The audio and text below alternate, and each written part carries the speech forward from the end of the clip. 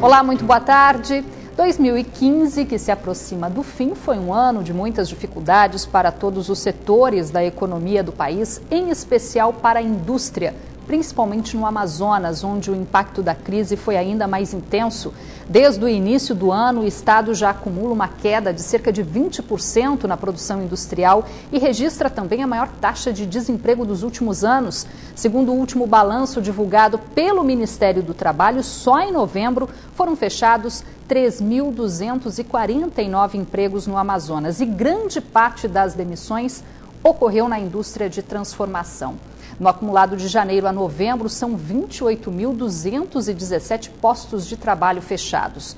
Os principais problemas enfrentados hoje pelas indústrias instaladas na Zona Franca de Manaus e os desafios para 2016 é o tema do Band Cidade Entrevista deste sábado, que começa agora.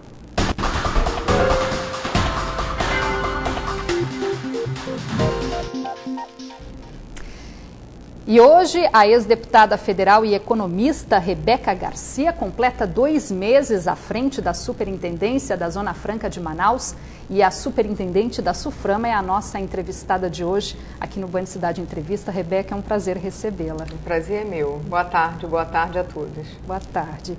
Qual o balanço que dá para se fazer nesses 2 meses, que não chega a ser 2 meses a data de publicação, mas de trabalho mesmo um pouco menos? Qual a avaliação que já dá para se fazer nesse período à frente da autarquia, Rebeca? Então, como você colocou na sua abertura, assim, foi um ano, né? Está sendo, ainda não terminamos, está sendo um ano difícil. Não foi um ano fácil para a economia do nosso país. Agora, sim, vale sempre lembrar que não é a primeira crise que estamos passando e de certo não será a última, porque um dia ou em um outro momento, independente de quem seja o governo que esteja à frente do país, nós passaremos por, seja lá qual for o motivo, por algumas dificuldades na economia. Então, assim, o que nós percebemos? Que, de certa forma, tem um lado positivo, porque nos tira da comodidade, nos tira aquela sensação de que está tudo resolvido e não precisamos fazer nada. Então, foi um momento, assim, que eu devo confessar, pensei muito antes de aceitar, entendendo a situação que nós estávamos vivendo no momento, mas, ao mesmo tempo, eu fazia a avaliação de que era um momento também que era bom para se mostrar que algo poderia ser feito. Então, nesses primeiros 2 meses, o que nós procuramos dar como prioridade? Primeiro era enfrentar 3 grandes desafios que, quando eu aceitei, eu pautei como sendo as principais demandas na frente de tantas outras, né? Que seria a questão dos servidores da SUFRAMA, a questão salarial dos servidores da SUFRAMA, era a questão dos PPBs e a questão da infraestrutura do distrito. A questão da infraestrutura do distrito era algo que eu gostaria de poder ter enfrentado, assim, a SUFRAMA poder enfrentar, né? Até quero me colocar à disposição sempre de, pelo menos, tentar construir um arranjo que venha com uma solução. Mas qual foi a minha surpresa quando entrei na SUFRAMA? Havia uma notificação por parte do Ministério Público que dizia que o Polo Industrial de Manaus, sendo um bairro de Manaus, ele tem por obrigação ser urbanizado pela Prefeitura de Manaus. Então a SUFRAMA não pode e não deve se meter nesta urbanização. Por mais que amanhã eu tenha condições financeiras para isso, não é obrigação minha, eu não posso, e isso aí vindo a representar até problemas jurídicos para a autarquia. Né? Então, assim, a questão da infraestrutura não é um problema da SUFRAMA, infelizmente, eu digo, porque eu penso que se pudéssemos estar assim, envolvidos nesse processo, nós poderíamos, de certa forma, estar ajudando, porque uma coisa é fato, precisa ser resolvido, sim, a questão da infraestrutura do Polo Industrial de Manaus. A questão do PPB, já na primeira reunião que tive com o ministro Armando Mantovani, Monteiro, coloquei como sendo o ponto prioritário neste momento a questão dos PPBs.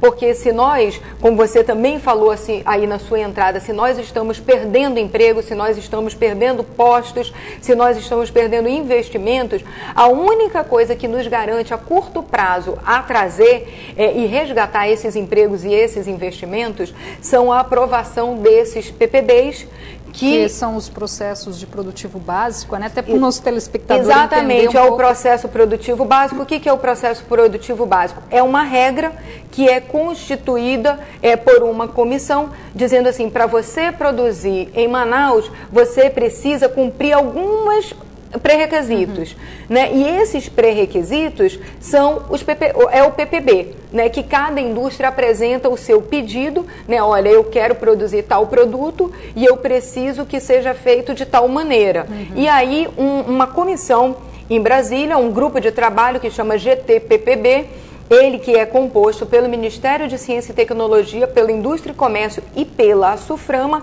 ele se encontra, pega este documento e avalia e vê se aquele produto ele é cabível de ser produzido na Zona Franca de Manaus. E o que nós encontramos aqui? Nós encontramos discussões de PPBs que regimentalmente, isso é importante falar, regimentalmente deve ser avaliado em 120 dias e nós encontramos PPBs de 3 anos parados, né? 2, 3 anos parados. Isso impossibilita o desenvolvimento desses produtos. O desenvolvimento desse produto. E o que é pior colocar aqui é que esses produtos, às vezes, eles não vão para outra região do país. Eles simplesmente desistem de ser produzidos no Brasil. Então, assim, é a economia brasileira como um todo que está perdendo quando você não cumpre esse prazo regimental de 120 dias. E na sua avaliação, esse prazo não é cumprido por quê? O que se percebe, e isso foi colocado para o ministro, tanto de Indústria e Comércio, nessa reunião, quanto num outro com o ministro de Ciência e Tecnologia, que eu tive a oportunidade de pedir essa audiência, porque eu queria estar com ele para colocar a mesma situação. Na minha opinião, não é colocado porque as pessoas que hoje constituem este grupo não entendem que a Zona Franca de Manaus é prioridade para o país. Só que o que é importante colocar também, que esse grupo, ele não é um grupo de pessoas de decisão, ele não é um grupo decisório, ele é um grupo sugestivo. Ele chega para o ministro e sugere, mas quem vai assinar a autorização ou não daquele PPB é o ministro, que é o detentor da cadeira, né? A pessoa que vai dizer pode ou não.